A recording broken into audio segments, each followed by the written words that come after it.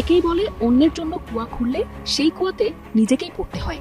ভারতকে সুবিধা দিতে 2011 সালে বন্দি বিনিময় চুক্তি করে আওয়ামী লীগ। সাবেক প্রধানমন্ত্রী শেখ হাসিনাকে ফেরত আনা আইনি ভিত্তি হিসেবে সেই চুক্তির দিকেই ইঙ্গিত করছেন দুর্নীতি দমন কমিশন দুদকের।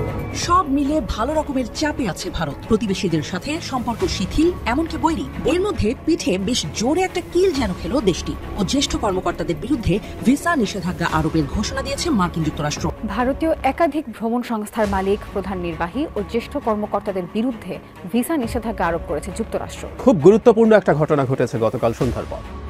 এই ঘটনার মাধ্যমে আমরা এভাবে বলেই ফেলতে পারি, সরকার এবং এনসিপি, আমি দুটোকে এখন একসাথেই বলবো, দুটো একই জিনিস, একই বস্তু, তাদের সাথে বিএনপির সংঘাত আনুষ্ঠানিকভাবে শুরু হয়ে গেছে। ঠিক যে সর্বশক্তি দিয়ে মেয়র ইশরাকের এই পথকে আটকানোর চেষ্টা করছে এই অন্তর্বর্তী সরকারের উপদেষ্টা আসিফ এবং তার যারা কলাকুশলী আছেন তারা। আগামী কয়েক ঘন্টার মধ্যে পুরো ঢাকা শহরকে ব্লকেট ঘোষণা করা হচ্ছে। পুরো ঢাকা শহর অচল করে দেওয়া হবে ইশরাকের সমর্থকরা। পুরো ঢাকা অচল করে দেওয়ার ঘোষণা দিয়েছেন তার সমর্থকরা। আইনের কভারেজ থাকার পরেও, আইনসঙ্গতভাবে যাওয়ার পরেও সরকার গায়ে তুলে তাকে বের হতে দিচ্ছে। ঢাকা যেন বিস্ফোরণের আগে নিস্তব্ধ কোনো নগরী, চারপাশে অদৃশ্য উত্তেজনা, কেউ প্রকাশ্যে কিছু বলছে না, কিন্তু সবাই টের পাচ্ছে কিছু একটা হতে যাচ্ছে অস্বাভাবিক, কল্পনাতীত, যার প্রথম রেখা শুরু হয় দক্ষিণ সিটি কর্পোরেশন থেকে। আসসালামু আলাইকুম দর্শক, নতুন একটা নিউজে আপনাকে স্বাগতম। প্রিয় দর্শক, ফের কপাল পুল্ল ভারতে পলাতক সাবেক স্বৈরাচার প্রধানমন্ত্রী শেখ হাসিনার। পোলটি নিল নরেন্দ্র মোদী। হাসিনাকে 3 মাসের মধ্যে বাংলাদেশে ফেরত দেওয়ার ঘোষণা দিল ভারত। এদিকে ভারতকে কঠিন বাস ভরে দিল ডোনাল্ড ট্রাম্প। নতুন করে ভারতের উপর ভিসা নিষেধাজ্ঞা দিল যুক্তরাষ্ট্র। একের পর এক বিপদে কুলকিনারা খুঁজে পাচ্ছে না নরেন্দ্র মোদী। মোদীর খেল খতম করতে কঠিন অ্যাকশনে যুক্তরাষ্ট্র। অপরদিকে ঢাকা অচল করে দেওয়ার ঘোষণা দিল বিএনপি। তাহলে কি সরকার এনসিপির সাথে বিএনপির চূড়ান্ত সংঘাত শুরু? বেরিয়ে এলো চাঞ্চল্যকর তথ্য। ভিডিওটি শুরু থেকে শেষ পর্যন্ত ধৈর্য সহকারে দেখে একটি লাইক দিয়ে সবাইকে শেয়ার করে দিন। আমাদের চ্যানেলে নতুন হলে চ্যানেলটি সাবস্ক্রাইব করে পাশে থাকা বেল আইকনে ক্লিক করে রাখুন।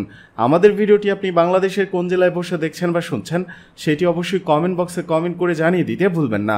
এই বলে অন্যের জন্য কুয়া খুললে সেই কুয়াতে নিজেকেই পড়তে হয়। ভারতকে সুবিধা দিতে 2011 সালে বন্দি বিনিময় চুক্তি করে আওয়ামী লীগ। আজ 2025 সালে দাঁড়িয়ে সেই চুক্তি নতুন করে আলোচনায়, কারণ সাবেক প্রধানমন্ত্রী শেখ হাসিনাকে ফেরত আনার আইনি ভিত্তি হিসেবে সেই চুক্তির দিকেই ইঙ্গিত করছেন দুর্নীতি দমন কমিশন দুদকের চেয়ারম্যান ডক্টর মোহাম্মদ আব্দুল মোমেন। 2011 সালে দেশের ক্ষমতায় তখন আওয়ামী লীগ। সেই সময়েই ভারত ও বাংলাদেশের মধ্যে স্বাক্ষরিত হয় এক গুরুত্বপূর্ণ চুক্তি, বন্দি বিনিময় চুক্তি। বুধবার দুপুরে দুদক কার্যালয়ে সাংবাদিকদের মুখোমুখি হয়ে ডক্টর মোমেন বলেন, আওয়ামী লীগ সরকারের সময় 2011 সালে ভারতের সঙ্গে যে বন্দি বিনিময় চুক্তি হয়েছিল সেটির আওতায় সাবেক প্রধানমন্ত্রী শেখ হাসিনাকে ফিরিয়ে আনা সম্ভব। আমরা আদালতের নির্দেশ অনুযায়ী কাজ করছি। শুধু শেখ হাসিনা নন, যুক্তরাজ্যে অবস্থানরত তার ভাগ্নি ও ব্রিটিশ এমপি টিউলিপ সিদ্দিককেও দেশে ফেরাতে উদ্যোগ নিচ্ছে দুদক। চেয়ারম্যান স্পষ্ট ভাষায় বলেন, দুজনের বিরুদ্ধে তদন্ত ও আইনি প্রক্রিয়া চলমান, আমরা কাউকে ছাড় দেব না। দুদক চেয়ারম্যানের বক্তব্য এমন সময় এলো যখন আন্তর্জাতিক আইনি প্রক্রিয়া ও কূটনৈতিক আলোচনার মাধ্যমে শেখ হাসিনার প্রত্যাবর্তনের সম্ভাবনা নিয়ে নানা জল্পনা চলছে। তবে এর আগে এমন প্রশ্ন উঠেছিল যে দল ক্ষমতায় থেকে নিজ দলের নেত্রীকে ফেরত আনার পথ তৈরি করেছিল, আজ সেই পথেই কি তাকে আইনের আওতায় আনা হবে? চুক্তিটির আইনি দিক ঘেঁটে দেখা গেছে, উভয় দেশের আদালতের আদেশের ভিত্তিতে কোনো দণ্ডিত বা অভিযুক্ত ব্যক্তিকে নিজ দেশে হস্তান্তরের সুযোগ রয়েছে। তবে রাজনৈতিক আশ্রয়, মানবাধিকার পরিস্থিতি এবং আন্তর্জাতিক চাপ, এই 3টি ফ্যাক্টর হস্তান্তরের ক্ষেত্রে বড় বাধা হয়ে দাঁড়াতে পারে। দুদকের বর্তমান নেতৃত্বের এমন ঘোষণাকে কেউ কেউ বলছেন আইনের প্রয়োগ, আবার কেউ কেউ দেখছেন রাজনৈতিক বার্তা হিসেবে। তবে এটুকু স্পষ্ট, 2011 সালে করা এই চুক্তি এখন ঘুরে ফিরে রাজনীতির মঞ্চে আবারও আলোচনার কেন্দ্রবিন্দুতে। তবে শেখ হাসিনাকে ফেরত আনার চেষ্টা কতটা সফল হবে তা নির্ভর করবে শুধু আইনি প্রক্রিয়ার ওপর নয়, বরং ভারতের রাজনৈতিক সদিচ্ছা, আন্তর্জাতিক মানবাধিকার সংগঠনগুলোর প্রতিক্রিয়া এবং দেশের অভ্যন্তরীণ স্থিতিশীলতার ওপরও। এক দশকের ব্যবধানে পাল্টে যাওয়া রাজনৈতিক বাস্তবতায় একটি পুরনো চুক্তি এখন হয়ে উঠেছে নতুন করে ইতিহাস রচনার সম্ভাব্য ভিত্তি। অপেক্ষা শুধু সময়ের। নিশা আলম, নিউজ ডেস্ক, 21 টেলিভিশন।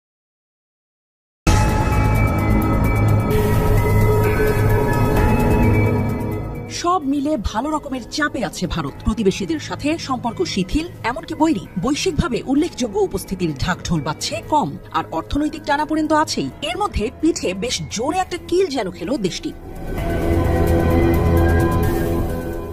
ভারতীয় বিভিন্ন ভ্রমণ সংস্থার মালিক, প্রধান নির্বাহী ও জ্যেষ্ঠ কর্মকর্তাদের বিরুদ্ধে ভিসা নিষেধাজ্ঞা আরোপের ঘোষণা দিয়েছে মার্কিন যুক্তরাষ্ট্র। ভারতীয় এসব সংস্থা সচেতনভাবে অবৈধ অভিবাসনে সহায়তা করছে বলে অভিযোগ করেছে ওয়াশিংটন। সোমবার মার্কিন পররাষ্ট্র দপ্তরের এক বিবৃতিতে ভারতীয় ভ্রমণ সংস্থার বিরুদ্ধে ভিসা নিষেধাজ্ঞা আরোপের এই ঘোষণা দেওয়া হয়েছে। এতে বলা হয়েছে, ভারতে অবস্থিত মার্কিন দূতাবাস ও কনসুলেটগুলোতে কনসুলার অ্যাফেয়ার্স এবং ডিপ্লোম্যাটিক সিকিউরিটি সার্ভিস প্রতিদিনই অবৈধ অভিবাসন, মানব পাচার এবং এর সঙ্গে জড়িতদের শনাক্ত করার জন্য কাজ করে যাচ্ছে। বিবৃতিতে উল্লেখ করা হয়, আজ মার্কিন পররাষ্ট্র দপ্তর ভারতীয় এসব ভ্রমণ সংস্থার মালিক, নির্বাহী ও জ্যেষ্ঠ কর্মকর্তাদের বিরুদ্ধে ভিসা নিষেধাজ্ঞা আরোপ করছে, যারা সচেতনভাবে যুক্তরাষ্ট্রে অবৈধ অভিবাসনে সহায়তা করেছে। এই ধরনের মানব পাচার চক্র ভেঙে দিতে ভবিষ্যতেও ওয়াশিংটনের ভিসা নিষেধাজ্ঞা জারি থাকবে বলে বিবৃতিতে জানানো হয়েছে। তবে কারো নাম উল্লেখ করা হয়নি। ওয়াশিংটন প্রায়ই নাম প্রকাশ না করেই ভিসা নিষেধাজ্ঞা জারি করে। ট্রাভেল এজেন্টরা কিভাবে অবৈধ অভিবাসনে সহায়তা করছে সে বিষয়েও বিস্তারিত কিছু জানানো হয়নি। মার্কিন পররাষ্ট্র দপ্তরের বিবৃতিতে আরও বলা হয়েছে যে যুক্তরাষ্ট্রের অভিবাসন নীতি কেবল বিদেশিদের যুক্তরাষ্ট্রে অবৈধভাবে প্রবেশের ঝুঁকি সম্পর্কে সচেতন করার জন্যই নয়, বরং যেসব ব্যক্তি এই আইন লঙ্ঘন করে তাদেরও জবাবদিহিতার আওতায় আনতে কাজ করে। এর মধ্যে অবৈধ অভিবাসনে সহায়তাকারীরাও অন্তর্ভুক্ত রয়েছেন। বিবৃতিটা বলছে যে আইনের শাসন প্রতিষ্ঠা ও মার্কিন নাগরিকদের সুরক্ষার জন্য যুক্তরাষ্ট্রের অভিবাসন আইন এবং নীতির বাস্তবায়ন করাটা অত্যন্ত গুরুত্বপূর্ণ। এছাড়া এই ভিসা নিষেধাজ্ঞায় বৈশ্বিক, এমনকি যারা সাধারণত ভিসা ওয়েবার প্রোগ্রামের আওতায় পড়েন তারাও নিশানা হবেন বলে জানিয়েছে যুক্তরাষ্ট্রের পররাষ্ট্র দপ্তর। গত জানুয়ারিতে যুক্তরাষ্ট্রের প্রেসিডেন্ট হিসেবে দ্বিতীয়বার দায়িত্ব নেওয়ার পরপরই দেশ থেকে অবৈধ অভিবাসীদের তাড়ানোর সিদ্ধান্ত নেন ডোনাল্ড ট্রাম্প। যুক্তরাষ্ট্রের প্রশাসন ইতোমধ্যে বিশ্বের বিভিন্ন দেশের হাজার হাজার অবৈধ অভিবাসীকে নিজ দেশে ফেরত পাঠিয়েছে। একটা লড়াই চলছে। উপদেষ্টা আসিফ বর্তমান সরকার বনাম বিএনপি বা জনগণের অধিকার, যেখানে আদালত থেকে একটা রায় হয়ে গেছে, নির্বাচন কমিশন থেকে প্রজ্ঞাপন জারি হয়েছে, তারপরেও কোন আইনের বলে বা কোন সমস্যা দেখিয়ে ইশরাককে মেয়র পদে বসতে দেওয়া হচ্ছে না। এ নিয়ে দুইজনই, উপদেষ্টা আসিফ এবং মেয়র ইশরাক, দুজনেই দুইটা বক্তব্য দিয়েছেন। কার বক্তব্যটা সঠিক? উপদেষ্টা আসিফ 10টা কোটেশন দিয়েছেন যে এই সমস্যাগুলোর কারণে মেয়র পদে ইশরাককে বসানো যাচ্ছে না। বাট তারই 10টা যে কোটেশন তিনি জাতির সামনে প্রকাশ করেছেন, এগুলো কতটুকু ভুলে ভরা, তারই সমর্থক বা তারই সতীর্থ, তারই বড় ভাই সাইয়েদ আব্দুল্লাহ, এই বৈষম্য বিরোধী আন্দোলনের যে বেনজিরের, তারপর হচ্ছে ছাগলের বিভিন্ন যে কর্মকাণ্ড যিনি প্রকাশ করেছিলেন, সেই সাইয়েদ আব্দুল্লাহ চোখে আঙুল দিয়ে দেখিয়ে দিয়েছে উপদেষ্টা আসিফের এই সরকার যেখানে রাত 2টার সময়, 3টার সময়, 12টার সময় সিদ্ধান্ত নিতে পারে, সেখানে নির্বাচন কমিশন রাত 10টার সময় প্রজ্ঞাপন কেন জারি করতে পারবে না? তাহলে প্রশ্নটা হচ্ছে, মেয়র ইশরাক কি সঠিক বা বিএনপি সঠিক যে সর্বশক্তি দিয়ে মেয়র ইশরাকের এই পথকে আটকানোর চেষ্টা করছে এই অন্তর্বর্তী সরকারের উপদেষ্টা আসিফ এবং তার যারা কলাকুশলী আছেন তারা? এখানে ইশরাক বেশ কিছু অভিযোগ এনেছেন। তার বক্তব্য হচ্ছে, মেয়র ফেওর কিছু না, অন্তর্বর্তী সরকারের কতিপয় ব্যক্তির অন্তরে ক্ষমতার লোভ এবং এটি চিরস্থায়ী করার কুৎসিত সত্যটা বের করে আনাটাই ছিল মুখ্য উদ্দেশ্য। এমনকি আজকে আমরা যখন এই নিউজটি করছি, আগামী কয়েক ঘন্টার মধ্যে পুরো ঢাকা শহরকে ব্লকেট ঘোষণা করা হচ্ছে। পুরো ঢাকা শহর অচল করে দেওয়া হবে ইশরাকের সমর্থকরা। আরো মজার বিষয় হচ্ছে, ইশরাকের পক্ষে ফাইনালি কারা মাঠে নামছেন? এই ঢাকা দক্ষিণ সিটি কর্পোরেশনের যারা কর্মচারী কর্মকর্তারা আছেন তারাও কিন্তু তার পক্ষে আজকে কি বলা হয় যে একাত্মতা ঘোষণা করেছেন। সিটি কর্পোরেশনের প্রত্যেক কর্মচারী ইউনিয়নের সভাপতি এবং সাধারণ সম্পাদক উপস্থিত হয়ে গতকালকে ঢাকাবাসীর এই আন্দোলনের সাথে একাত্মতা ঘোষণা করেছেন। তারা ঘোষণা করেছেন আজকে সকাল 10টার মধ্যে যদি দাবি মানা না হয়, তাহলে ঢাকা শহরে যে দক্ষিণ এরিয়া আছে সম্ভবত সেখানে পরিচ্ছন্নতা সেবা, ময়লা পরিবহন সেবা এবং বিদ্যুৎ সেবা সহ সব ধরনের নাগরিক সেবা বন্ধ করে দেওয়া হবে। অপরদিকে আমাদের উপদেষ্টা আসিফ বলছেন যে দেখেন ভাই, এটা ব্যক্তিগত আক্রমণের জায়গা না, এটা আইনের জায়গা। বিএনপির নেতা কর্মীরা বলছেন, আপনারা যে আইন কপচাচ্ছেন, সেই আইন কপচানোটার পেছনে এনসিপি অথবা আপনাদের যেগুলো দরকার সেগুলোর ব্যাপারে এই দেশে রাত 3টার সময় যখন জরুরি বৈঠক হয়, রাত 12টার সময় যখন জরুরি বৈঠক হয়, তাহলে আমাদের বেলায় কিসের আইন আপনারা শিখাচ্ছেন? প্রশ্নটা হচ্ছে অনেকটা ইগো প্রবলেম এবং ক্ষমতার ভারসাম্য লড়াইয়ের প্রবলেম, এবং পাশাপাশি আগামী নির্বাচন কতটা সুষ্ঠু হবে এই ইউনূস সরকারের আন্ডারে, সেটাই প্রশ্ন তুলেছেন ইশরাক যে এই যে এখন আবার জাতীয় নির্বাচনের একটা ফন্দি সামনে আসছে, যে স্থানীয় সাধারণ নির্বাচন যেগুলো আপনার এই কি বলা হয় যে মেয়র, তারপর হচ্ছে আরো বিভিন্ন যে পদগুলোতে এনসিপি যে প্রস্তাব দিচ্ছে, সার্জিসরা যে প্রস্তাব দিচ্ছে, এগুলো উদ্দেশ্য প্রণোদিত নিজস্ব লোকদেরকে ক্ষমতায় বসানোর জন্য নির্বাচন আয়োজন করে সেই নির্বাচনকে ম্যানুপ্যালেট করে ক্ষমতাকে কুক্ষিগত করার নতুন নীল নকশা বা ষড়যন্ত্র হিসেবে দেখছে বিএনপি। আমার কাছে মনে হয় আর কি, বাংলায় একটা কথা আছে, গাধা পানি তো খায় বাট ঘোলাইয়া খায়।